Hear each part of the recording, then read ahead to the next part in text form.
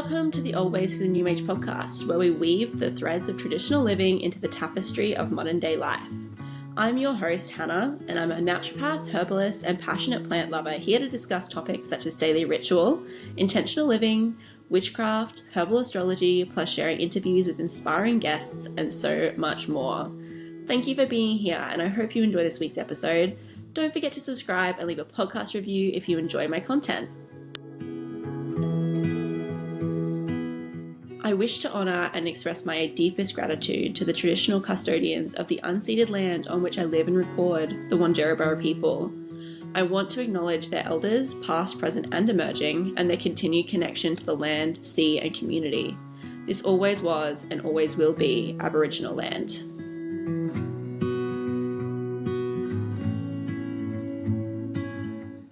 Hello everybody and welcome back to the Always for the New Age podcast. My name is Hannah, I am your host, and today we have an exciting new guest. We will be covering a topic that we've never covered here on the podcast before, and so I wanted to give a great big warm welcome to Kaja from Herbae Thylacini. So welcome to the podcast, Kaja. Thank you for inviting me, Hannah, and I'm really excited about having a chat with you. Yes, thank you so much for joining us, and I've known you for a couple of years now, so it's wonderful to be able to dive a little deeper with all that you create and all that you do in the skincare world. So there's a little spoiler for everybody.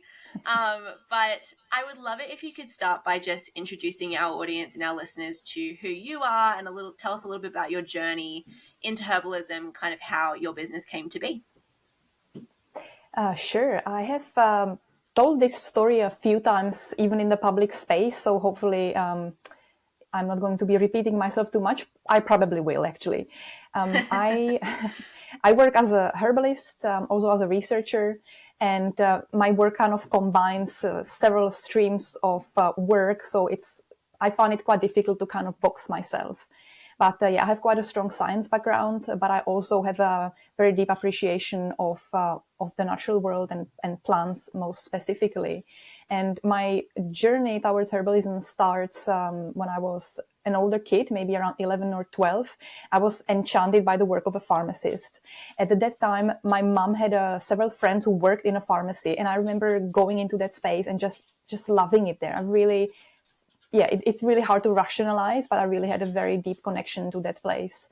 And and around age 15, maybe, I came across some books on medicinal plants and started collecting them and was really excited about this topic. And so I feel like that's kind of sealed my fate almost at quite an early age. And when I was 19, I then went to study pharmacy in the Czech Republic, where I'm originally from. And while the medicinal plants were my primary motivation to study pharmacy, which does sound quite counterintuitive, I must highlight that in the Czech Republic, a pharmacist actually studies herbal medicine alongside all the chemical-oriented subjects, etc. So to illustrate, my faculty, for example, boasted a huge garden of medicinal plants where we spent a lot of time learning how to identify them. And one of my favorite assignment was we got a little bag of dry tea, and we had to unpack all of that with a pair of tweezers and identify the dried herbs in the mixture. Wow. So we actually were quite hands-on with medicinal herbs, definitely at the beginning. Then the subjects got a little bit more chemistry oriented, and I got actually quite enchanted with chemistry as well. And so by the time I was finished, after 5 years of studying, I decided I would like to continue in science, being a researcher, and I started doing a PhD in analytical chemistry, which sounds very like, oh my God, what is that? But it's basically the field of chemistry where we are looking at what matter is composed of. And by matter, in this case, I might mean, for example, we can be looking at the pollution in the air. We can be using different methods to analyze pesticide residues on fruit. We can be using analytical chemistry methods to monitor drug levels in blood or in urine, for example, for anti-doping, all sorts of applications. And you can also be looking at chemical constituents of plants. And so for a few years during my PhD, I feel like my journey kind of veered off from the medicinal herbs journey. And then it kind of came full circle on one of my journeys to Australia, which was in 2014. And I remember very clearly before the travel, I was really excited to learn everything about Tasmanian, because I was traveling to Tasmanian/Australian herbal medicine. And then I got here and I was like, oh my God, they don't use any native plants. They just use everything I know from Europe. And perhaps a bit naively, I thought, all right, maybe I could do some research into what we could use from the native plants. And I was probably going at it first of all, from quite a naive point of view, like a naive angle, and also from quite a, perhaps not being that well educated about cultural appropriation, etc. I just thought I'm going to come here and research native plants. I mean, a lot of people did that before me, and still a lot of people are doing that.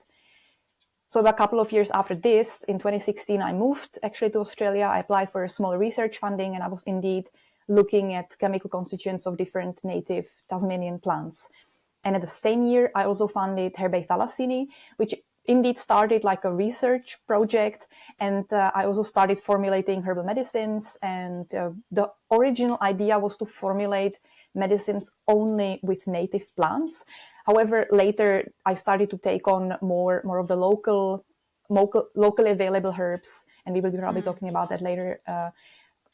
So this is my quite a convoluted journey, and as I said, like I kind of combine. I feel like everything I've ever studied or laid my hands on, I can combine and share and use that information from quite unique perspectives, if that makes sense. Yeah, definitely. And that's kind of why I was so excited to have you on the podcast, is because we do interview, we speak to people from all different kinds of backgrounds, but you have a really unique path and a unique story, in the sense that not only are you from Europe, where, herbs grow wild like they don't here, but also you have that rich science and research background, which kind of is nice. We do a lot of like the woo and the witchy here, which, don't get me wrong, absolutely love. I'm here for it all the time. But it's nice that you have that background. We can get a different perspective on working with plants, and also working with plants in skincare too. So that's a really cool story. Thank you so much for sharing your background and how you got here. And also, that was an interesting note on working with the native plants. And it definitely, the relationship with native plants here in Australia is complex for sure.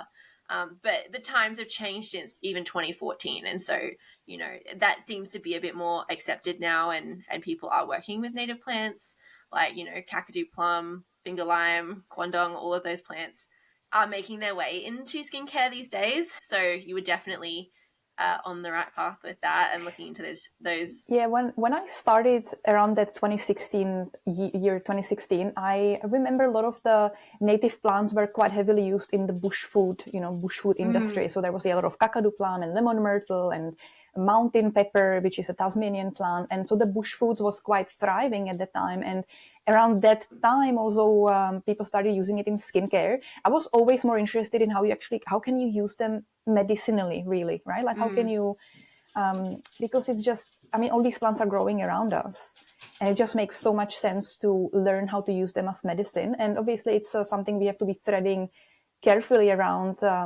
because there is a lot of cultural heritage, which we perhaps, shouldn't be poking into that much. So it's a bit of a delicate territory, but I still believe that using native plants makes a lot of sense. If you're obviously using them with respect and care, and it comes from the right place.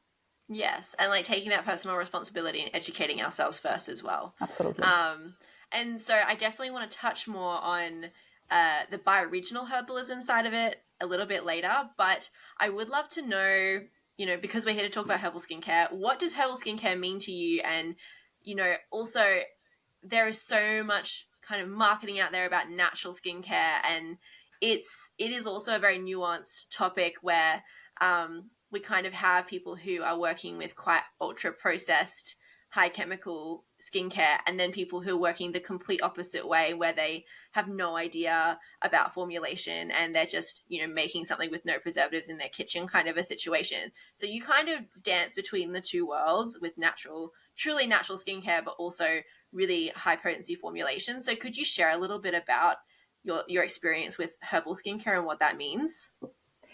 I can, and we have definitely opened a can of worms. So stop me at some point, because I can just podcast on its own. That's right. I can waffle about this for the next 3 hours. I found So first of all, there is no legal definition of what natural skincare means. It can literally mean anything based on your own definition of the word. So there is a lot of skincare brands out there who are calling themselves natural, even though they used some ingredients that someone else would be saying, oh, this is not natural at all, and vice versa. I think a lot of the natural skincare brands work with the idea that the ingredients they use come from nature and they come from plants. In recent years, the word plant-based skincare or botanical skincare started to appear more so than the natural skincare. Here, I always like to say that a lot of the so-called natural ingredients or the ingredients that come from plants, they might still actually undergo quite a few different chemical reactions and purifications in the laboratory. Very commonly, these are different, for example, emulsifying waxes that are being used to make emulsions, creams, lotions, etc.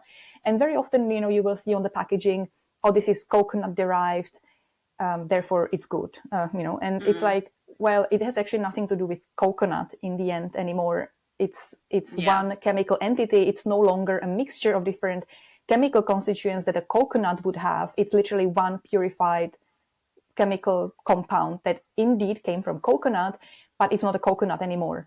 And I think the stark sort of differentiation is, all right, these ingredients come from coconut, whereas these more, say, conventional, for example, emulsifying waxes come from fossil fuels, right? Which is, I think, the biggest distinction here, that either the feedstock comes from plants, from coconut or olive oil, for example, etc., or it comes from fossil fuels.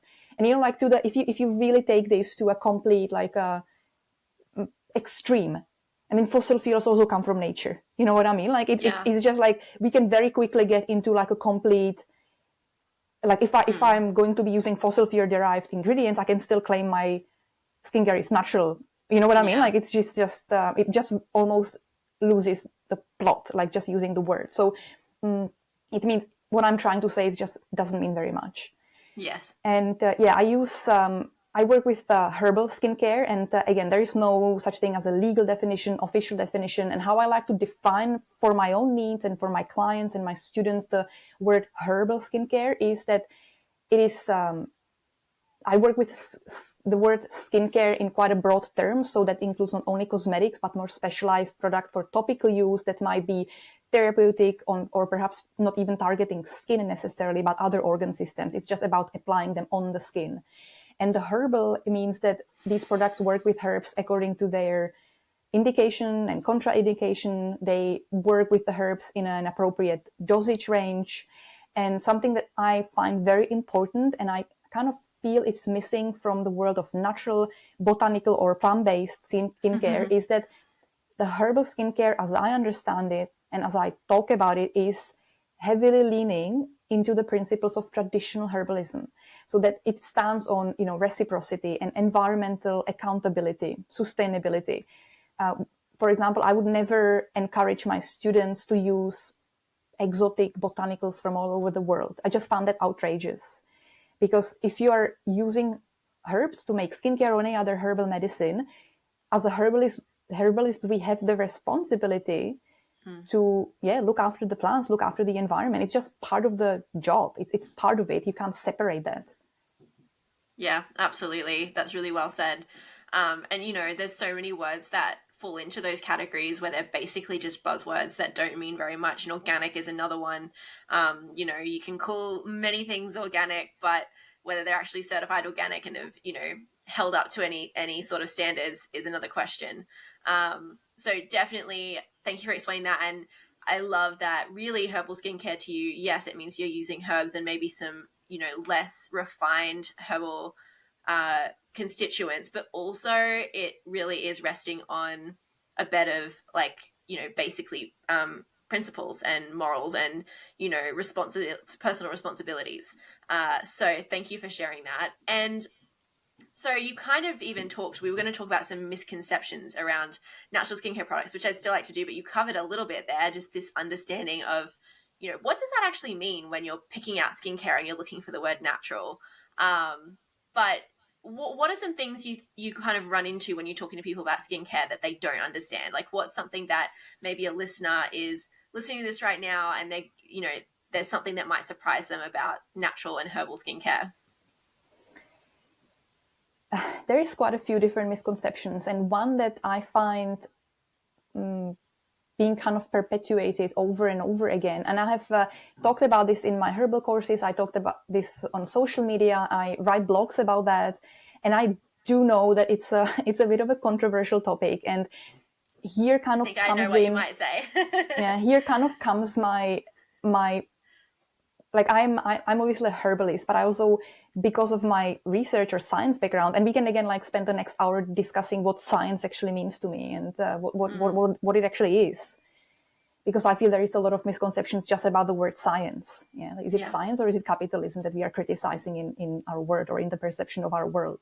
Anyway, I will not be getting into that, but one of the biggest misconceptions that I find being perpetuated over and over again is that the skin absorbs anything that you put on it. And there's this like, there are these two views, one, black and white. One is like, oh, anything you put on the skin gets straight into your bloodstream. Or actually, I think it's 60%. I think that's kind of the number that circulates in the online world. Anything you put, 60% of that straight into your bloodstream. Like your skin is, it permeates and it just lets everything in. And then on the other hand, you have the scientists perhaps who will be saying, oh, that cannot be. I mean, drop a water on your skin and of course that goes nowhere. It's, the skin is a barrier. And now it's like this, one white and black. And of course the truth is way somewhere in between, right? And not even in between. It's just like sprawled in between these two extremes. And it's very contextual. And there is no such thing as saying, yeah, everything you put on it goes into your bloodstream, everything, or skin is a complete barrier and it doesn't let anything through. It really has a lot of nuance. It depends on what constituents, what ingredients, cosmetic ingredients we are talking about. We are talking about what area of the skin are you applying them onto? Is that something you're using over the long period of time, every single day? Or is it a product that you are going to be applying in an acute phase of some kind of injury, for example? And so there is really a lot of nuance. And I know it's not a very popular opinion, because I feel like a lot of herbalists who approach me and a lot of people from natural skincare kind of don't like me saying that, because they would just like me to confirm that, yes, skin is a sponge. I had just when I was actually at one of my latest markets, I had someone approaching me and they kind of thought immediately we are on the same page. I'm a natural person, and they went and said, oh yes, skin is a sponge, right? And I was just like, oh, don't go there. So I just smiled without like going on a 10-minute rant. But it is not a sponge. And it is not a barrier, and it is a barrier, and it is a bit of a sponge. It is a little bit of both, and it's very, very contextual. Yeah. I'd love to know your take on another kind of hot topic, which you don't need to go too deep in this, because again, this could be an entirely other podcast. Which I have had this topic come up with other people, and we've always gone like, this really should be at some point maybe like a compilation podcast where I get everybody's ideas on this topic. But how do you feel around essential oils? Whew. I know. If you just have like a quick thought. So I don't work with essential oils very much in my products. My skincare is kind of known. My clients know that I don't use them. So there is a few exceptions. Few products have a small amount, but in general, I don't work with essential oils. There are, so many different ways how to approach them. I feel they are definitely overused. They are dubbed, and anytime something is dubbed like a miracle, like, oh, essential oils will cure, or not necessarily cure, but they will support anything and they will do all these wonderful things. I always get a little bit suspicious, because again, there is a nuance. I feel like a lot of information about essential oils in the online space comes from people who work for large essential oils companies. Yes. So there is a lot of conflicts of interest, in my opinion. So when these representatives then share some claims about essential oils, that to me, you should approach it in the same way when you would be reading a scientific study that was financed by a cosmetic company. Because such a essential oils user would immediately point out, hey, this is, this is wrong because you're being, here paid by this L'Oreal, whatever firm. So your results are skewed. But who is paying these people who, work for these big essential companies? So I find there is a lot of misconceptions. I have never studied essential oils in deep depth because I don't really like working with them very much. They are obviously very concentrated products that need to be handled with certain responsibility and care.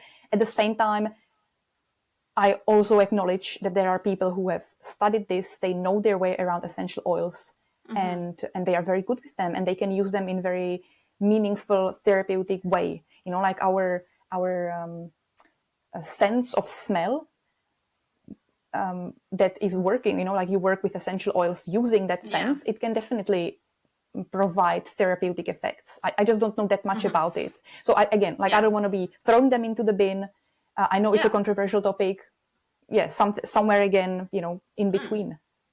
Yeah, that was really beautifully said also. I think that's a misconception I find, is that essential oils are for everyone, but I actually am not qualified to dispense essential oils as a naturopath. We're not, we do a small, there's certain things we can use, which is like the pre-made sniffing sticks. So they make these little sticks you can sniff. There's a couple little ways, putting a little bit of lavender oil perhaps in a salve, that kind of thing, where we're qualified to work with. But I think something people don't understand is that actually it's a whole degree in its own. Like you can go and you can study to be an aromatherapist, and that can be years of study if you're going to, do it well. So that's just something that I find. I feel like it's one of the modalities, right? That as a naturopath, you can be working with Bach, flower essences, flower essences, or you can be working with essential oils, or you can be a remedial massage therapist, and that's all a modality of a natural therapy, right? And I mean, particularly for using essential oils for skincare, there is a lot of I feel again like a lot of misinformation about a lot of products kind of use essential oils just like pell-mell, without much substance. I feel essential oils, for example, increase penetration of some ingredients from the cosmetic products into the skin and into the bloodstream. So, right. So if you have actually a lot of essential oil in your product, it will increase the rate at which these ingredients from the skincare are absorbed, for example. And like you mentioned lavender. I love lavender essential oil on anything that's itchy. I just, and so there is definitely space for it. And it just needs to be used with a bit more, again, context, and perhaps not make it a religion. Yeah, absolutely. And so formulation is kind of your jam, like understanding how chemicals work. And actually, I'm going to pause myself. That's one more thing I would love you to just touch on briefly, is a misconception around the word chemical, because I think that could be really helpful for people to understand, because you're talking about chemicals and we're talking about science. But I think that that's something that comes up a lot with, clients and customers, is that, the word chemical means bad. It's a dirty word. But actually, it really is just referring to a compound, right? Did you just want to touch on that briefly so people can understand where you're coming from when you say that? Mm-hmm. Yeah, absolutely. It's exactly as you said. Chemical can be equated with a compound or a constituent or a molecule. Anything is chemical. Water is a chemical, and I think in the natural kind of like skincare world, it has been equated with toxic. If it's chemical, then it's toxic. If it's chemical, it's not good for you. And that's like one meaning of that word that, some people can understand it like that. But if you go to the first principles of what actually chemical means, then yes, it is literally a compound, a constituent. I think, again, maybe some people are kind of like misusing it, like saying, oh, this doesn't make sense. Anything is a chemical. But again, like when someone says chemical, they usually refer to toxicity, something being toxic. So yeah, it is strictly speaking not the right definition of the word of chemical, a chemical. Yes. But in the narrower definition, I think a lot of people come to equate it with something being toxic. Yes, but all plants have chemicals. And absolutely. It's prevalent in our world. We are full of chemicals. We even have formaldehyde in our bodies. Right. So it just then depends on how concentrated it is, how much of it do you have in your body, how much do you encounter, are you encountering it on chronic, like long term? Is there long term exposure, short term exposure? I mean, if you are going to be using comfrey, for example, drinking it every single day for whatever, I don't know, number of months, well, you might hurt yourself, right? Or any other plant. I mean, you can hurt yourself by using plants inappropriately for gosh, like it's, and everyone's so individual. Absolutely. Yeah, that's true as well. Yeah, totally. I'm going to get this wrong. I know, because I can't remember the full exact quote and who said it. You might know who I'm talking about. But there is a quote that it's an old one. Basically, the dose defines the poison, or the dose defines the medicine. And it's basically just referring to that. Like, as you said, we even have formaldehyde. We have heavy metals in our bodies. We have all sorts of things. But it all is depending on, it's relational, right? Like, how much of it do we have in our body at any given time? Is it naturally occurring? Is it endogenously produced? Are we being exposed to it every day? And, is it something that is, I guess, like naturally produced in our body, or is it synthetic? Like, are we taking something that maybe is the same thing, but it's a synthetic form, which, I find the body doesn't really assimilate as well. So thank you for touching on that, because it's just one of those words that I think when we talk about chemical, I always on this podcast try to like break things down for people, because we do get people watching and listening who are completely new to these topics. And so when they hear these words, I try to think back to me when I was beginning it, on my herbal journey, or my witchcraft journey, or whatever it was, and try to think, what were the things that were confusing for me at the time, and how could we demystify some of these words and terms and concepts for people who are completely starting from scratch. I'll just just jump here, but you've mentioned the word witchcraft several times, and again, like, I don't want to be like, I actually feel that it does not have to be put in contrast to science. Right? It's like, for example, if I'm making a herbal cream, it's witchcraft. It's just amazing. Like, you have these two different liquids, all these different ingredients, and then you combine them, and you get like this beautifully smooth textured product. If you show that to someone from 400 years ago, oh my God, they would think you are a witch. Yeah. It's but it's just because it's alchemy. Yeah, it's well, alchemy. it's alchemy, it's chemistry, it's witchcraft. It's just like we are so hung up on all these words and all these wars between, oh, you call that chemistry, oh, you call that alchemy, oh, you are stupid, oh, you are this, like, it's just so unnecessary, because a lot of the time we are actually literally talking about the same thing. We are just using different vocabulary and being so hung up on it, like not letting it in. Yeah, I'm totally happy to call my work witchcraft, I'm here for it. I think it was Emma Magnolia Hill on her podcast, Medicine Stories, I believe, once she said that, and again, I'm probably going to get this wrong, like to quote it verbatim, but basically she said that essentially, science is just witchcraft that hasn't been understood, or witchcraft is just science that, hasn't been understood yet, or something like that. So it's talking about like how they're essentially the same thing, but, science is just giving us more context and more understanding and depth of understanding about something. Comfrey always worked. It always worked the way that it works. And it's just that now we kind of understand the science of it, but it doesn't change the fact that the plant always had those compounds and always worked the way that it did for people. We just understand it deeper now. It's definitely one of those things where flower essences is kind of in that realm where like people go, oh, it's pseudoscience, and we don't have any definitive proof that they work, but also we didn't have definitive proof that turmeric worked either for a long time, and now we do. So I think it's just, science will eventually catch up to these things, but for right now, it's nice to have a bit of mystery to them, and we can appreciate that they still work without putting them in the pseudoscience box, I think. Mm-hmm. So, as we were talking about skincare and formulation, that's kind of your jam. It's kind of what you do. It's what you love.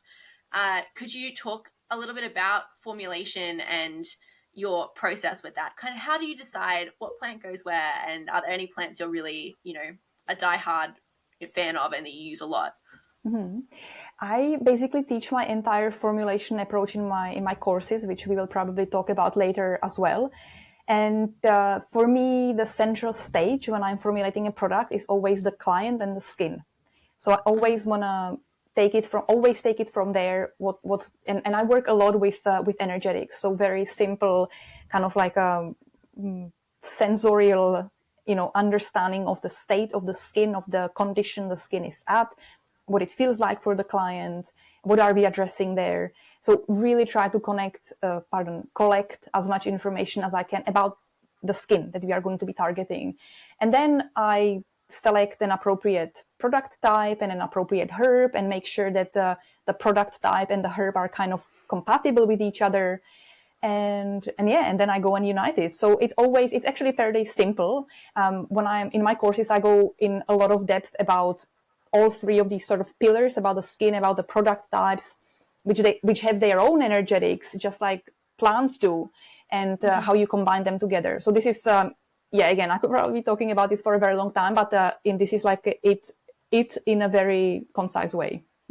Yeah, no, that's awesome. And I've never really heard someone talk about that, about maybe like a base product having energetic. So could you give us like a very brief example of that? Like, for example, a cream. What would the energetic of a cream be to you? I will give an example here, maybe putting it in a contrast. So for example, if you have a salve and a cream, the big formulation difference in these products is that cream contains a big proportion of water. And as you apply the cream on the skin, part of that water penetrates into the skin and hydrates it, and large part of it evaporates. And this fact is often, again, misused by natural skincare industry, saying, oh, you see, like most of that ingredient evaporates. It's useless. But actually, just as the water evaporates from the skin, it cools the skin down. So cream will be cooling, whereas fats, which salves are composed of, conduct heat quite poorly. So they will actually be warming to the skin, not cooling. So that's one example of how you can work. Like the skin, for example, feels really hot. So slathering oil or salve on it might be less effective than formulating something that's going to cool the skin. Interesting. So if you were to look at this again in a kind of context, I suppose, if someone's been in the sun for too long, would you rather use a cream for them for that high sun exposure, maybe a bit of a sunburn, rather than like a balm? I would, yeah. That's why aloe vera works so well. You might say St. John's wort oil. Yes, St. John's wort oil will work on burnt skin. But if I burnt my skin, I know I would rather apply aloe vera on it than St. John's wort oil. Even though, it's just going to feel nicer. It's just going to cool it. It's going to be instant relief of like, this feels so good. I mean, if you are, it's a hot summer day and you want to get some relief, what you are going to make? Are you going to make a hot chai latte, or are you going to have a cup of coconut water? Right? And it's the same for the skin. Yeah. That is so interesting. I know everyone's going to be freaking out over that right now. Because, again, and in herbal circles, I guess that's a misconception that even I had, was that, people talk a lot about putting oils on skin for kind of sun damage and like sunburn and things like that. But, the way you just described it makes perfect sense. Yes, and you can be using that. Now we have been perhaps talking more about the acute relief of a sunburn. And when we are talking about long-term sun damage to the skin, well, then we are dealing with something completely different. That skin is no longer going to feel hot and acutely red. We will be dealing with impaired skin barrier. We will be talking about the, decrease of collagen fibers in the deeper layers of the skin. And then you are going to be addressing it in a completely different way. So it's the acute versus chronic sort of. Yeah, absolutely. So we're talking about sunburn, that just popped into my head as an example, but are there some common skin concerns that come up for you time and time again? Is there something that is really common that people are walking into your office, so to speak, to address? I think the most common one is eczema. That's something that appears over and over again. And in recent, maybe 6 months even, I've definitely seen way more clients who want to address rosacea and perioral dermatitis, which is literally just eczema around the skin. Literally, it's like an around the mouth. So perioral dermatitis literally means nothing else than inflamed skin around the mouth. But it's and it can have different etiologies, and it can be like the root cause of that might be different. However, again, if you want to alleviate that client and you want to alleviate that skin around that mouth, you still have tools to use for topical application. Okay. And so are there any herbs that are, plant allies of yours that, obviously you're working with eczema quite a lot. You're working with, obviously other conditions like dermatitis. Are there any plants that you just connect with that are kind of your allies, or ones that you find that you work with a lot in clinic? I basically work with very, I would say, for the want of a better word, boring herbs. I don't work with exotic. Yeah, I know it's not. They are never boring. But what I'm trying to say that I don't work with any exotic herbs, and a lot of the herbs that I would list here, maybe my 20 most frequently used herbs, are herbs that everybody would know, and nobody would be surprised about them.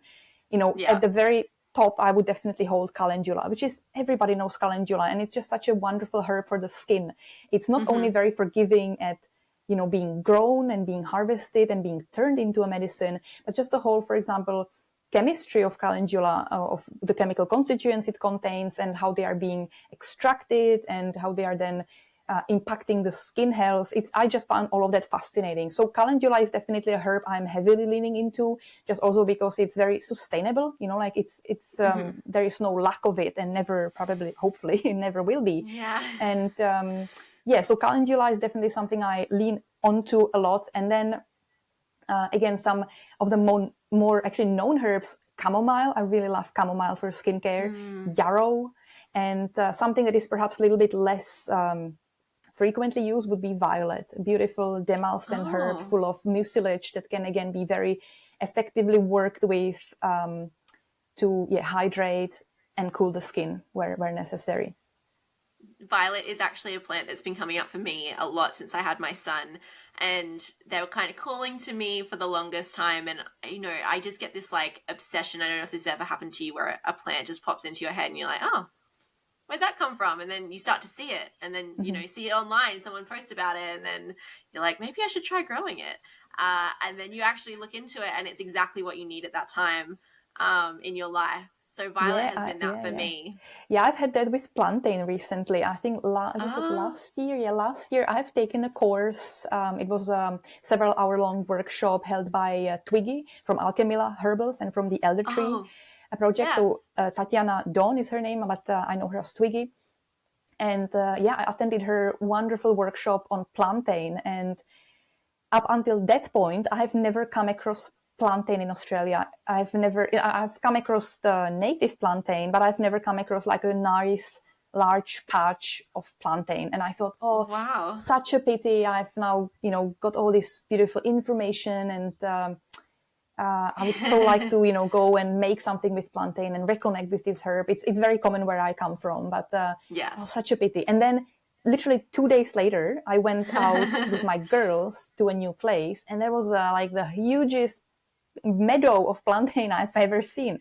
It's like, wow, that's unbelievable. So I harvested some, and then I was experimenting with it, making different skin products, and we have been using them ever since. And my girls now call for, plantain for when we have what is called a splinter, and when they cut themselves, we have a plantain cream. And so it's I know exactly what you mean. It's like all of a sudden plantain started to pop everywhere, and it's like, wow, unbelievable. How can this be?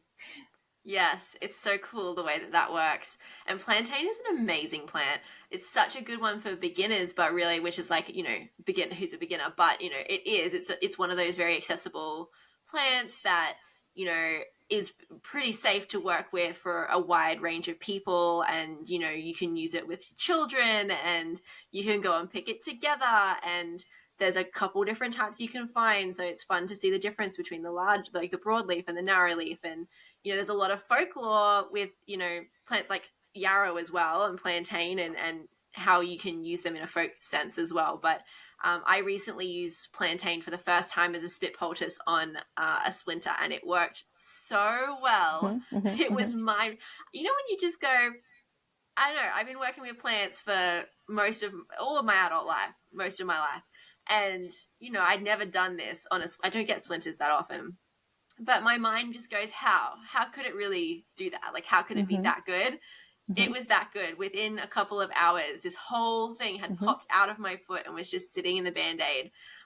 It's unbelievable how well that works. I second that. And when I actually found this large patch of plantain, I made some cream out of it, and I made some ointment as well. And I'm always very excited when someone gets just a small injury or something that I can test on. And like a few days later, my husband actually came with a splinter, which again just doesn't happen very often. I'm like, oh, amazing! Can I try this on you?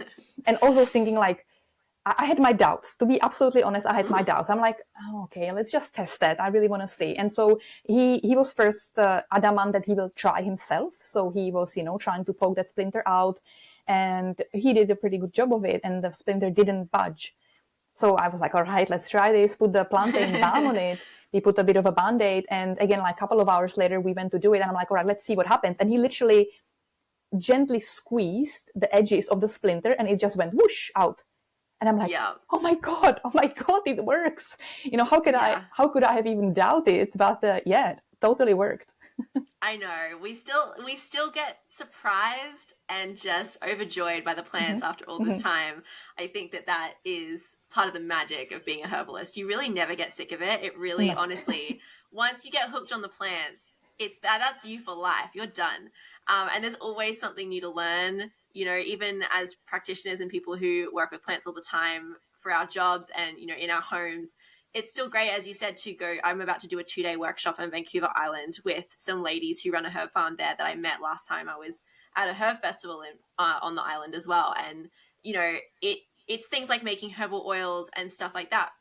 But there's always something we can learn, even if it's just someone else's plant story or a new perspective or maybe a tweak on a method you already have. And it just delights you every time. So thank you for sharing your plant story. That's cool. I would love to know a little bit about your own skincare ritual. So let's talk about your skincare, because obviously I'm just going to say that you're the skincare queen. I also want to say, just for the people listening, I've been using your moisturizer. It's yarrow and hibiscus, I think is what it's called, but it has some St. John's wort and other things in there. And I'm absolutely loving it. Honestly, it's like the best moisturizer I've ever used.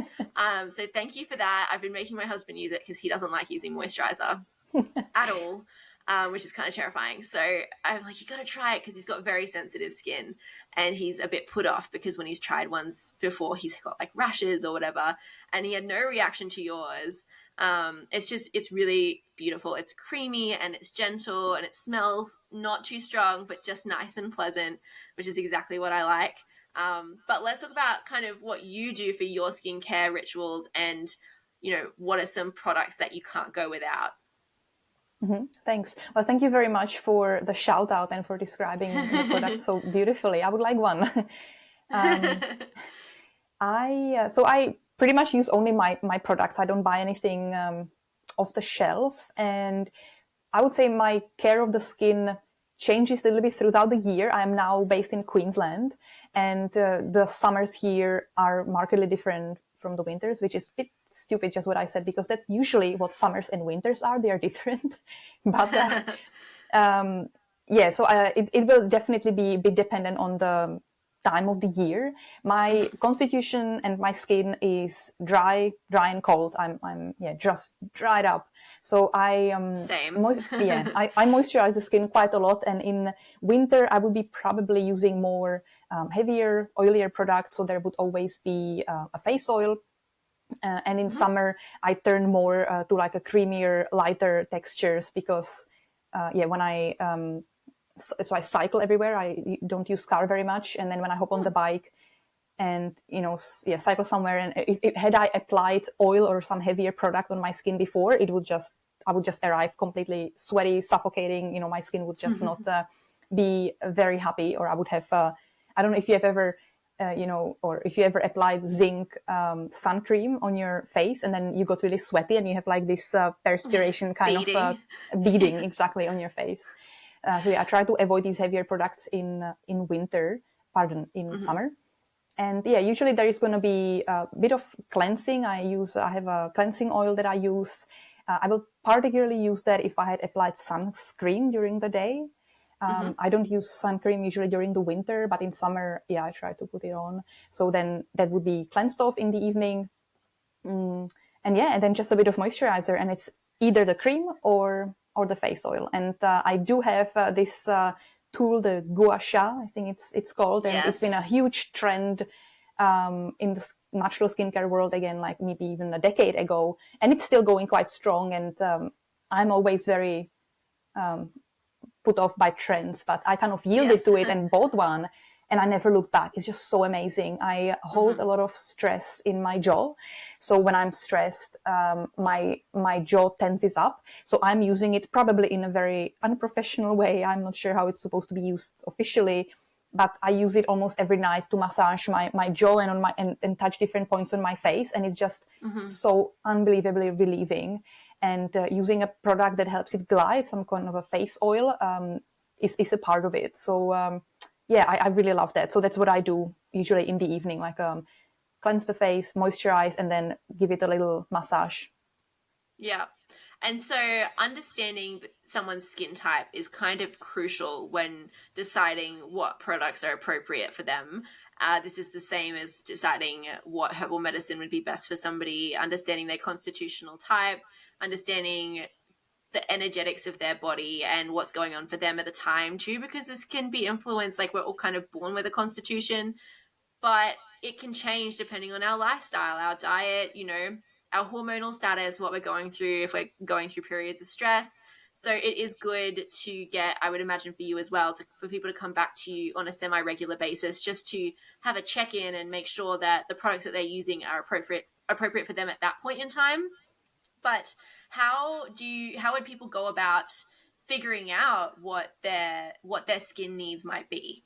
Like some people might not even know whether they have dry skin or whether they've got combination skin or how that works in skincare, because it is more complicated in the sense that you can even have different zones, is my understanding, like different parts of the face can be different constitutions. And how does that work with your work too, like your approach? Look, I would say there is probably two things. Like one is the skin types, and we have to understand if you say oily or dry skin, that can be perfectly healthy skin that is just more on the oilier side or more on the dry side. And I feel that then understanding the skin type is very useful for knowing the weaknesses, perhaps more so than the strengths of your skin type, because if your skin is more on the oily side, you will be more prone to some conditions compared to if your skin is dry. For example, clogged pores, acne, etc. There will be a higher chance that you're gonna encounter that challenge if your skin is on the oily side compared to if your skin is dry. This is not, just like everything I say, this is not given. Of course there are exceptions, etc., but like having this understanding is definitely very helpful in understanding how to support your skin when it's not in the best shape, if that makes sense. How can people assess it for themselves? I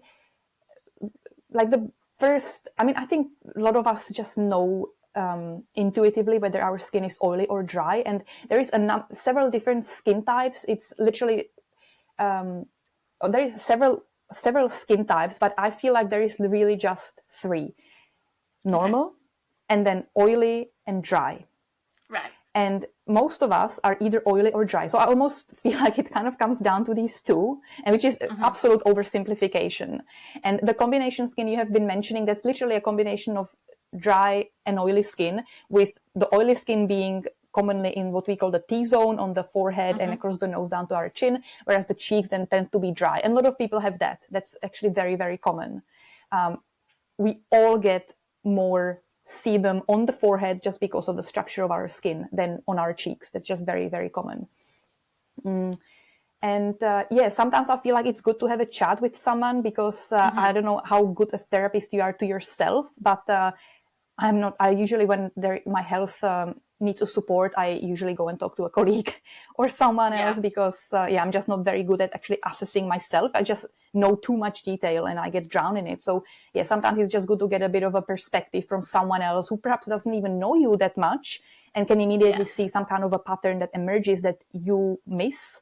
But yeah, I think intuitively we can all probably assess quite well whether our skin is more on the oilier or drier side. And then there's going to be all sorts of different conditions that we might need, help with, either starting from something a little bit less serious, like, for example, some pigmentation on the skin, down to something a little bit more serious, like eczema. Yeah. And there's something I heard recently, because you did talk about just before, I thought it was interesting, you were talking about how, for example, and again, this is just showing that everything is and this is the difficult thing with herbalism, whether it's for the skin or whether it's for your internal landscape, is that it is nuanced. Like, there is no one size fits all. And so it is hard when you're trying to talk about these topics because people are looking for a quick fix and they're looking for a pill to the golden magical pill that's just going to like take all their troubles away. But realistically, we are dynamic beings. We change all the time. We change with the seasons. We change with our seasons of life. We change with, stress that you experienced on the weekend. And so it is always complicated for people to decide for themselves, like, what they actually need. Same with practitioners. We should never treat ourselves and we should never treat family. That's kind of one of those gold standard kind of things. But you were talking about the difference between, for example, going for a ride on your bike and wearing something like, zinc or a heavy moisturizer, versus like sometimes you will just use a skin oil. And I recently was experimenting with my skincare and I tried going moisturizer free because I'd seen people online talking about it, people who own businesses. And I was like, you know what, let's give it a shot. I like to make mistakes so other people don't have to. And I've tried before and it's never worked for me because my skin is just so chronically dry. Generally speaking. But through the summer, I was trying out a few different products and I actually managed to transition to using no moisturizer for the whole summer, and it was great. And then the second that the season changed into autumn and we had like the autumn equinox, it was like a switch flipped and my skin was just so dry. It started to flake and, I could tell that it was dry and irritated. My makeup didn't sit well on top of it. It just didn't look good. And so I went back to introducing actually your moisturizer, was part of why I bought it. And, I had been using moisturizer, but I didn't love it. And it helped so much and really completely cleared that up for me, which is great. But I think this person was talking about how moisturizer is just like an expensive waste of money and you don't need it because they don't sell moisturizer. But I do think, like, me noticing how my skin was fine through the summer, but then totally struggled as soon as that weather dried up, shows me that there always needs to be that dynamism with our practices, with our skincare and with our internal care as well. So what's your take on that? Is this something that you experience with people? And do you think like moisturizer is important for people's skincare routines? Yeah, thanks for sharing this. This is really an interesting insight. It's very, very good. Do I think everybody needs a moisturizer? Look, I mean, like, as you were talking about your experience of not using it in summer and then the winter came and like it was like a balm almost. Maybe if you been using the moisturizer throughout the whole summer, maybe the arrival of winter wouldn't be marked as such a big change in the skin, if that makes sense. Like, I feel like a lot of the like caring for the skin is like a long-term game, right? It's like there might have been some changes going on that didn't present themselves immediately, right? Like, we might think, oh yeah, this is awesome, I don't need that, because you're fine for 2 months, and then a couple of months later, literally, you're like, oh my god, look at all these changes that I have. And they might have been triggered because they were just cumulative, sort of, if that makes sense. And I feel like that's the same with when you are trying to bring the skin back, for example, to a healthy state, that sometimes it can also take a little while. Sometimes it works pretty fast depending on what the state of the skin is. And sometimes it just takes a little while. So you can see online like a lot of these miracle products of like, oh, I applied this and second day, all my problems were gone. Usually this is also very suspicious. But this is not really answering your question about whether everybody should be using moisturizer. I feel I don't really know how to answer this. I don't want to be like pushy on anyone and saying like, oh yeah, everybody should be using moisturizer, preferably mine, or this sounds really dicky. No. But it's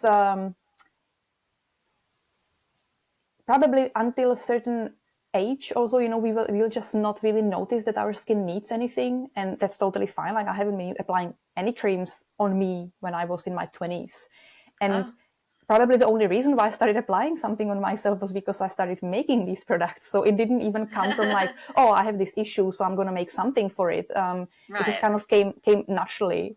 And I find it can be like a nice little relaxing ritual. I was already talking about this little massage that I do every evening, and it can be part of it. I'm not very fussed, for example, about, having some wrinkles or my skin not being perfect. I obviously want it to be healthy, but I'm quite fine with getting, wrinkly as I age. Yeah. Some people might not. They might be more protective. They would like to, keep the youthful look for as long as possible. And for those people who have the preferences there, then yes, there would be a more emphasis on using some products, be it a moisturizer or some kind of protective products, etc. So I think it also perhaps depends a little bit on the preferences. If that answers the question at all. Sorry, I know it was a bit didn't really got to the point very much. No, that was great. And I guess for people who maybe don't know when we would use each one, when do you typically recommend a moisturizer? Like, would you say definitely if you're someone who experiences dry skin, a moisturizer can be helpful in their routine? Or like when might be just like in your experience, when would you recommend just an oil?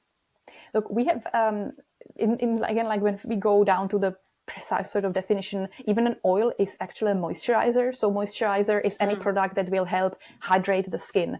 Now, a cream works in a way that it supplies some hydration. It can have some additional ingredients that increase the supply of the water into the skin. Whereas oil or some kind of like a balm, for example, will work more on the principles of sealing the moisture that is already in the skin in. So the skin indeed is not a perfect barrier. It is dynamic and it communicates and water can evaporate from it. So it probably depends a little bit again on what the skin feels like. Like definitely, if someone has a dry skin that is flaking, skin that has a damage, that the skin barrier is damaged, sensitive, definitely some moisturizer, something that will replenish the water in the skin will be important. And whether that will be a cream or an oil will depend on the state of the skin. It will depend also on the client's preferences. Someone just doesn't like certain types of products, and that's also important to work with that.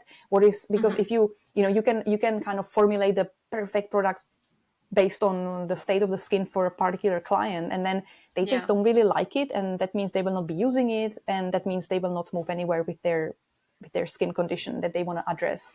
So like a lot of things come into place.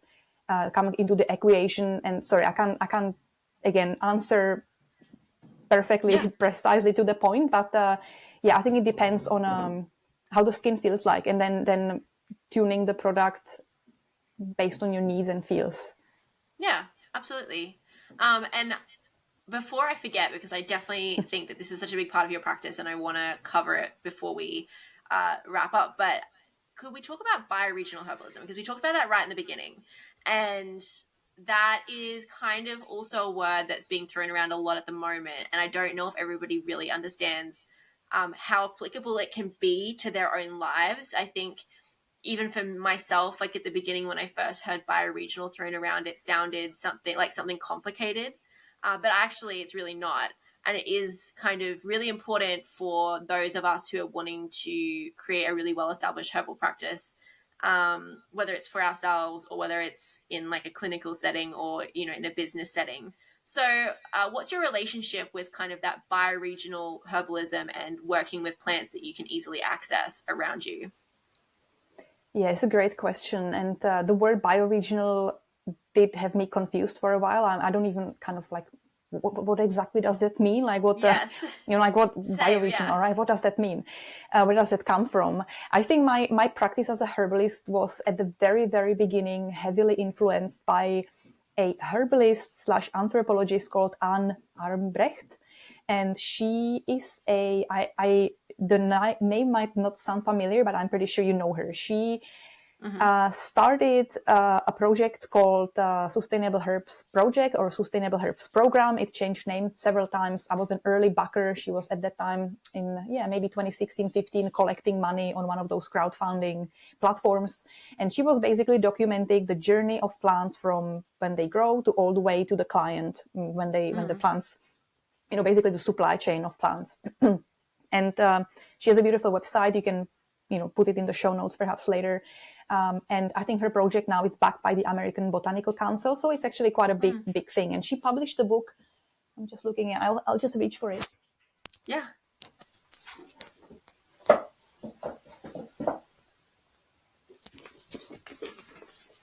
It's this one here. It's called The Business of Botanicals. And she is actually publishing it again, I don't know if this year or last year, under a different name. But this book basically, takes you through the supply chain, like what actually happens to the plants when, you're buying something from India, what realistically actually happens to these plants. And I found that very, very fascinating. And basically hearing her story and hearing about how she was talking about the supply chains of plants and how she was talking about medicine, herbal medicine, that really influenced me in, all right, I'm going to only be working with what I can lay my hands on. I'm going to be only working with herbal farmers. At the very beginning, I was growing my own herbs as well, but very quickly realized that I can either be growing or making. I just didn't have the capacity sort of to be doing both. Yeah. And I have also never been actually much of a gardener. But I've always, from the get-go, I have connected with the farmers. I wanted to know the story of the plant. I wanted to support people who do this beautiful and very, very valuable work of growing medicinal herbs in a sustainable way. And I found it very, very, just very important. I probably kind of weaved this throughout the podcast in several other questions of yours, that, I don't work with exotic herbs. I don't work with exotic ingredients. Everything is based on Australian production. And for a very long time, I was orthodox about it. Maybe now I'm more lenient in making a little exception here and there if there's something that a client, for example, particularly requests. But pretty much I feel like everything I need is just grown here and it's accessible here. And if I can wildcraft, I do. However, there is a lot of, I would say, you just really have to know where you are collecting from, like it's just so much sprayed areas and you just don't know. Like sorry, maybe this is a bit of I don't know, you can cut it out if it's too long, but I've just recently come across on social media about this story from a Czech family who are farmers, and they have a large field of elder tree, and they are growing a biodynamic and organic elder tree. And recently they harvested they had a huge harvest of elder flowers. And a few days later, some results came back that there was some pesticide detected on these flowers. And basically after a lot of investigation, it turned out that because there is a wheat field, a conventional wheat field next to their farm, and these farmers didn't basically pay a lot of attention or made some mistake, and basically part of that pesticides they were spraying on the wheat ended up on the elders. And so there is like this whole story now that is going on social media. I have been quite involved in following them, and it's they are talking about how it's almost like not wise to go and collect elder that is just growing somewhere in the middle of the field, well, particularly say in the Czech Republic, because there is just these fields are being sprayed. And like the other day, to maybe perhaps bring it more to our local environment, I was with the kids in a park, and out of a sudden there is a bloody sprayer, it is one of those huge machines, and it was windy, and I'm like, you're kidding me, right? Like, all right, we are going home right now. It was and then there is all these plants. Like, we were cycling through the park, and my daughter is going, hey, look, there's a blue top, maybe we can collect some and make some medicine out of it. I'm a bit itchy, so maybe we can use that. I'm like, well, no, we can't, because this whole bloody park is actually sprayed. And so, wild harvesting I found a bit difficult. I don't even, I mean, for sure there are ways and areas where it's completely safe to do, but you have to be quite mindful of that. Even here on the mountain where I live, I see them spraying. I saw them spraying the other day on the main street, and that's kind of heartbreaking because this is like a national, protected rainforest, and yet that is acceptable. Not within the walks, but I mean, it's a hop, skip, and a jump away from where they're spraying. And so that's definitely, like, I've seen people that I know picking stuff off of driveways on the main street to eat. And I just have to gently remind them that there is a lot that has to go into deciding when we're going to wildcraft or harvest something from the wild, so to speak, from outside of our yards and outside of where we live, where we don't understand even just as simple. Jim McDonald talks about this all the time about, is it yellow? If it's yellow, don't pick it, Right. Even just in parks, you're like, oh, look at this beautiful patch. But he's like, if it's around a sign or if it's around something else, leave it. That's right, Maybe best to leave it, maybe time it after some rain, or time it right so that you have the best chance of picking a good quality product. And unfortunately, that's a byproduct of the world that we're living in.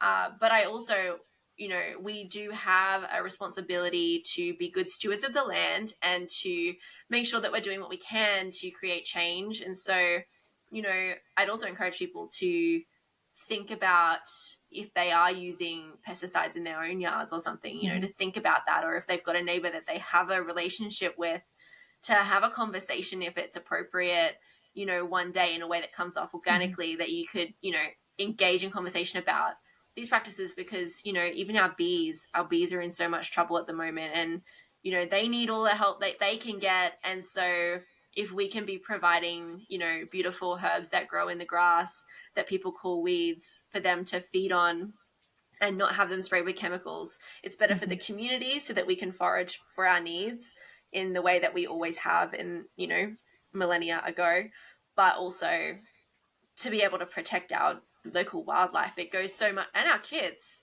it goes so much further I than agree. just like, you've unpacked so much in there, and I would just like to go on a passionate rant about this because I feel very strongly about it. And you mentioned millennia ago, but it's not actually that long ago. Like, when I was working in a pharmacy in the Czech Republic, I had this huge privilege to work with women who were like a generation and a half older than me. They say probably couldn't have been my moms, but very young grandmothers, for example. And they were telling of the days when huge vats of plants came into the pharmacy and they were making plantain syrup in the pharmacy, and it was all harvested from outside, right? Like, I mean, from their environment. And so that's like, 40, 50 years ago, right? It's not even that long ago. It's just all changed. And like, every time, as I mentioned, we cycle around a lot. So I often see here people in the suburbs. We live in Brisbane, and spraying their lawns, and I'm always like, why are you doing that? And when my daughter saw this, when we were escaping the park because of the sprayers, she was so devastated. She was like, this is so horrible for the plants. Why are they killing the plants? She was really, really, why do they have to do that? And I'm just like, that's a great question. I actually have no idea. Why are they actually spraying it here? Like, what exactly are you killing here? Are you disturbed by moss growing in between here, or why are you actually doing it? I really don't know. And so much of the spraying is just nonsensical. Pointless. And I have a neighbor across the road who actually hasn't done it for a while, but it was him and the previous person who lived there. They chronically spray this one strip of the street, like just outside of his property. They always spray in the same spot. And can I just tell you, the only thing that grows there now is weeds. And they're not the weeds that we can eat either. They're weeds that are obviously there to try and correct the soil, but like, I don't actually think that it's very helpful. But that could be a whole other thing. But definitely, I think, with increasing threats of stuff being sprayed without our permission on our lawns from above, there's so many things to think about now. But if you can do what you can within your power to help the community to normalize a little bit, I think that, we should all be doing that. And I think the first step starts with conversation. Like if you can Absolutely. be brave and have a conversation with someone, it can make a world of difference. Absolutely. It's like it's always comes down to, approach it with kindness and curiosity, perhaps even more so. Like, hey, like, why are you doing that? Just a simple question. I personally must say that I actually do struggle with this a little bit because I'm a bit of a hardliner on this topic and a bit blunt. So perhaps my interaction wouldn't come across as curious and kind, but a bit more like, abrasive. I don't know. But it's definitely like if it's a conversation that comes from a place of curiosity and actually really asking questions, hey, why do you think this is important? Why are you actually doing that? Because that person might go, hey, you're right, actually. Why am I doing that? I'm doing that because my dad has been doing it his whole life. I've actually never really thought about it. And sometimes you might be brushed off with like, oh, not your business, or get out of here, or that's also a possibility. But I think a lot of the time, just having a really open, curious conversation about anything really, and particularly now we are talking about the spraying, can really make a huge impact. Just talk about it, ask questions, be curious. I think that's be curious. Yeah, absolutely. And even with friends, like it doesn't even have to be a neighbor. I think that's something, I talk about my husband a lot because he's in like a hockey community and there's a lot of things that go on in the hockey community that don't support health. And I'm like, with guys, it is different, but I'm like, what if you just opened a conversation with your friends? They're your friends. Like that's something that should be easy to do, to be able to talk to your friends about something that's important to you, or just, open again with that curiosity. I think that's a great way to start, is just to be curious about someone. And then again, it might just bring that up where they've never really thought about it, because that happens for so many people. They just do it because it's expected or other people do it. And that can be a great gift to them as well, to have that moment of realization of, oh, am I doing something for me, or am I doing it just because I feel like I should?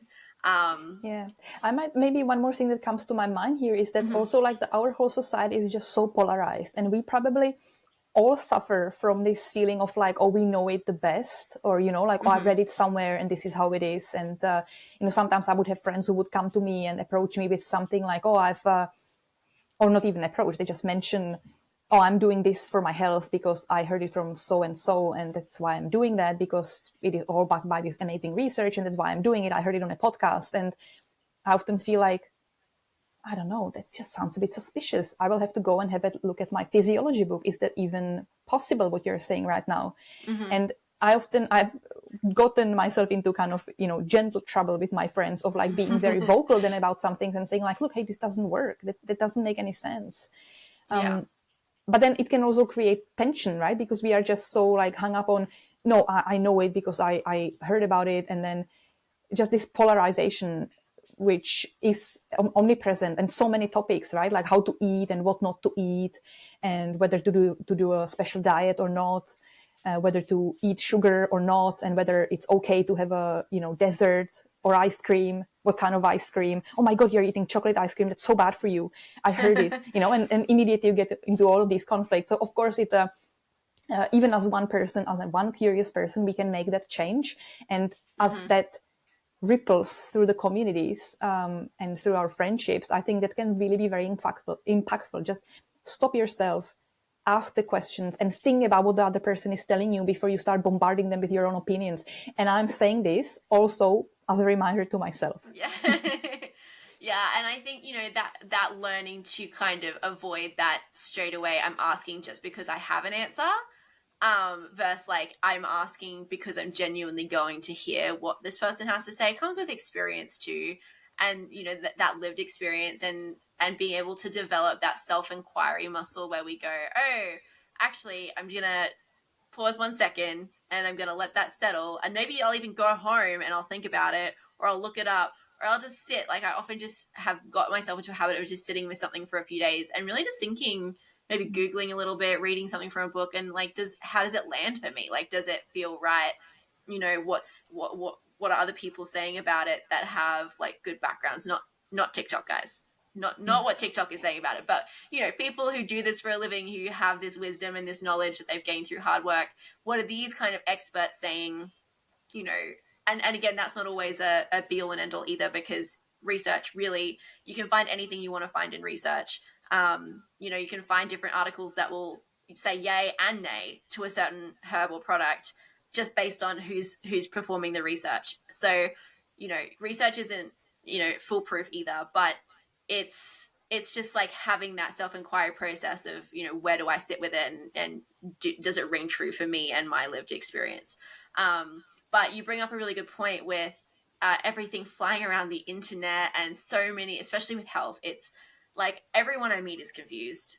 Everyone is confused, sometimes including me. Sometimes the internet has me doubting myself, because I read something and I'm like, wow, again, could this, like, should I be taking beef liver capsules because apparently that's the only thing that's going to fix my iron status, or whatever it may be. You know, like, if people, this also comes back to skincare.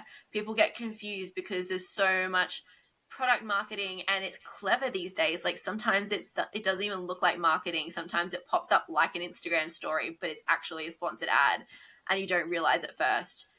So how could people start to discern, or where could they find, obviously you make products, but where could they find good quality skincare, and what should they be looking for? Good question. I will obviously not be making any brand recommendations or naming anyone in particular, but I think if you really care about about the product that you want to use, contact the maker. You know, if it's something that, okay, maybe if it's like some big corporation, but we are probably not talking about that right now. We are not talking about someone wanting to use a L'Oreal product, right? We are talking about something perhaps that is made in a bit of more niche way. Contact the maker, contact the firm, contact the company, ask them the questions. I think it's also like looking at it from the other side of the maker side. I'm always so grateful when someone approaches me and asks me questions about my product, because it also helps me refine, understand what people are after, what my customers need, what do they want. So ask the questions, ask how is this being made, you know, or ask the questions that are important for you. Also, probably one thing that I will mention, if it sounds too good to be true, then it probably is. Yeah. So if it's a product that is like promising recovery, immediate recovery, look, I've been putting this on me, it's going to work as well as it did. Sorry, it's going to work for you as well as it did for me. That's suspicious. Yeah, like it's. I mean, you see and having said that, I definitely did have clients who put something on and were like, yeah, right, oh my God, this was like an instant relief, amazing. And so, yes, there are products like that that can provide some instantaneous relief. However, it's often, if it's a chronic thing, that will take a bit of a time to improve, for example. And there was this one more point that I wanted to make, but I'm probably getting a little entangled into it. Just because something works for someone else doesn't mean it's going to work for you. You know, like if it's just like this absolute statements. That's, I think, what I would be careful about. Like these absolute statements, which I find incredibly hard, just being in this whole social media thing, right? Because for a very long time, I have struggled in making any sort of content for the social media, because I thought, but I can't say it like that because it's just so much more nuanced. Like, how do I go about it without writing 3 pages on this? And I've recently went to write a small blog post on tallow, and I ended up writing a 20-page document with 30 references and cross-reference article. And so everything is just so nuanced. So if it's like this absolute answers, absolute, this is how it is, I would be very careful about that.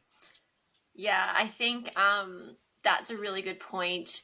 Even again with like social media marketing, even for small brands, like if it's saying, you know, you need this herb and this is why, I even avoid those quite often, because quite frankly, you can't say that. I have done ones where it's like, I think that this herb can be great for beginners, but I'm not telling you that it's going to be perfect for you and it's perfect for everyone. Everyone should have it in their cabinet, because that's just not true. And again, looking bioregionally, that doesn't make sense for everyone anyway.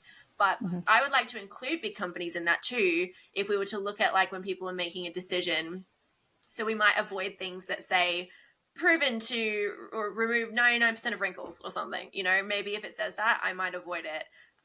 Would you say perhaps maybe look at choosing a product that doesn't say something like perhaps contains fragrance? Would you like recommend people avoid fragrance in general, or you tend to avoid making those recommendations? I do avoid to making these recommendations. Look, if that works for you and that's what you want, and you love something beautifully fragrant on your face, and you don't care whether it's synthetic or not, just do it. Right. I hate putting anything that's fragrance on my face. I hate fragrance. I hate perfumes, and I don't say the word hate very frequently, but I really hate perfumes. And like one of my pet peeves are those like things whenever we stayed in someone else's accommodation and then try to make it nice and put all these like fragrance Yes. sticks everywhere, and I'm immediately like, all right, everything goes out, open the windows. I have a headache immediately. So yeah, I'm not a big fan of it. But again, if it works for you, if that's what you enjoy, putting something beautifully fragrant on your face, and it's just like, just go for it. Having said that, you can also achieve making beautifully fragrant products with, for example, include include coconut, unrefined coconut oil, beeswax, coconut butter, all sorts of herbal extracts. They smell beautifully, and it doesn't have to be like a specifically added ingredient just for the fragrance. My products, you'll even notice at the yarrow and hibiscus cream, it also has its own aroma. Yeah. Without me adding anything in particular to influence it. It just comes together like that, because that's just how some of the ingredients smell.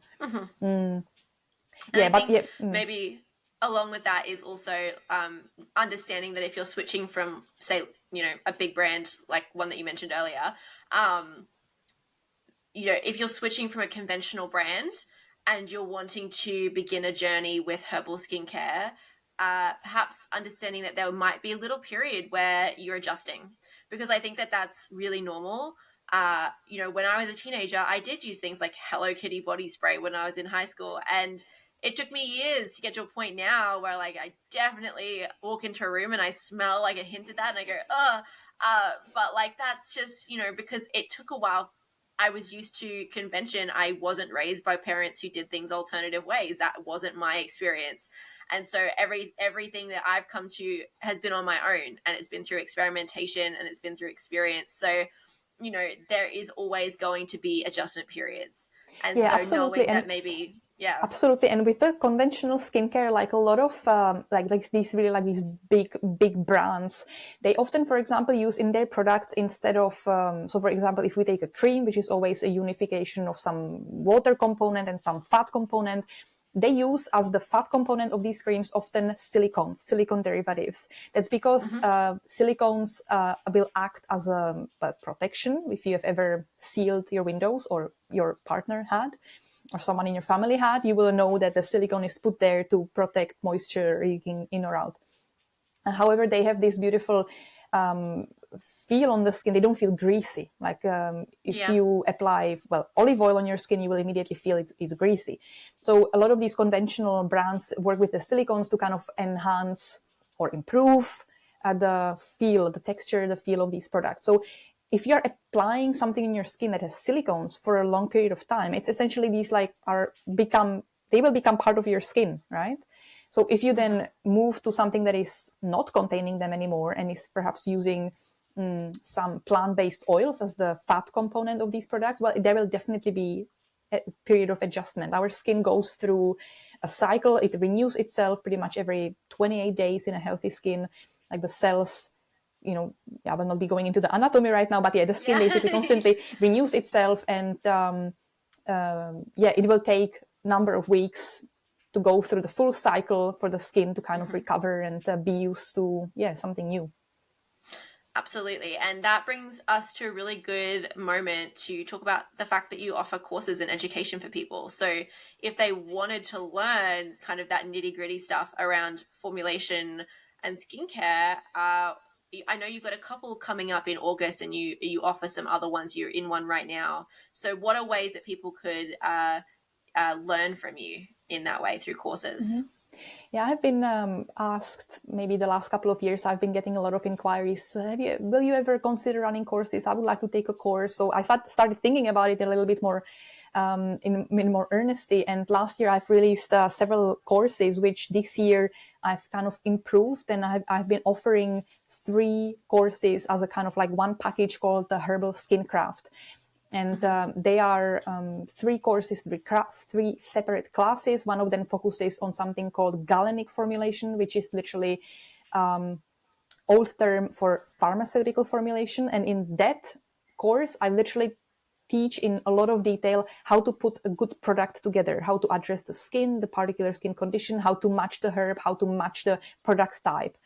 And then in the second module, we are going into formulation of creams and cream bases and how to activate them. I find that there is a lot of courses out there and a lot of people already quite skilled in making balms and salves. So I've decided to create a course that tackles the more sort of complicated or complex formula, and that's the creams. I've been also approached about this probably the most with questions about, I've tried this didn't work. So this is what the second module is about. It's about formulation of cream bases. We go over all the different emulsifying waxes and ways to preserve and how to choose a preservative and all the different methods and tools and practical tips, etc. And then in the last module of this herbal skin craft, we are going into herbal extracts. So how to match plants to skin conditions, what different herbal constituents, what different chemicals are in the plants, and how to match the solvent to them, whether to extract them in the oil or whether to make a water decoction. And I share about that in the last course. And herbal skin craft is currently ongoing. So I only do intake into this 3-part series once a year. And the 2025 is already ongoing. However, if you would still like to join, there is still the module 2 and module 3 that you can jump on board of. There are still courses that you can kind of sign up for individually. So the cream bases, which will be held in a couple of weeks' time, and the herbal extracts will be then held at the end of August. And so these are still open for sign up. And I have millions of ideas of other courses, and I get approached with new questions. And so I have ideas of about making 3 other courses, which I think after I close or after I finish teaching herbal skin craft, I will probably take a little break and assess what's the next course, what am I going to be deep diving into next. I'm sure it's going to be amazing, whatever you decide to do next. And people, I believe you offer one-on-one sessions too, don't you, for individualized skincare? So how could people work with you in that way if they have been listening to this and they're like, oh my God, Kaja's a genius, I need to work with her right now. How could they do that? Thank you. I'm offering consultations both for clients who seek help with their skin. So that can look like, well, pretty much any skin condition or anything that appears on the skin. I have a range of products that are available on my website, usually the whole year through. And then I make custom formulations. And for these custom formulations, I prefer if a client has a consultation with me so that we can be on the same page and I can really precisely formulate that product for them. So that's one consultation work that I do. And then I also offer consultations for formulators. So for example, someone working on their formula and getting stuck with it or wanting some advice on a particular ingredient or herbal extract. So I do that as well. This is something I've only started doing at the beginning of this year, and I'm perhaps still finding maybe how to set my boundaries around this. But I'm open to that. I have had several collaborations and very happy. I just really like researching and then putting it into a context. It's like, I just love that. So if you have something, obviously related within my competence, a question, a research question, or something you want to tackle, then throw it my way. I would be very happy to deep dive into that. Oh, that's exciting. Yeah, I didn't know that you're offering that. Yeah, and that makes sense that is new. But what an incredible opportunity for practitioners or people who are, making their own skincare and want that expert advice from you. So thank you so much for sharing with us today. This has been such an amazing conversation, and we've touched on so many things we've not touched on before here on the podcast. And you have so much wisdom and knowledge, and you just speak so beautifully. So I know this is something that everyone's going to really enjoy and nerd out on with us. But just a huge thank you. And maybe we'll have to have you back again in the future to talk about some of these topics that we probably could have really jumped down a lot more in depth. Yeah, thank you very much for the invitation. I really enjoyed the chat. I hope, I know there were a few questions that perhaps weren't answered precisely, but I hope your listeners will enjoy the conversation. And I look forward to seeing you face to face soon. I understand that you are going on a travel now for a couple of months. So when you get back, I really hope to organize maybe a meeting. We don't live that far away from each other, so no, we should we do don't. it. Yeah, absolutely. That sounds amazing. Yeah, well, I hope, again, everybody's enjoying listening to this, and I'll make sure that I pop all of Kaja's links and information in the show notes so you can go and check those out. And we'll talk to you again soon. Thank you, Hannah.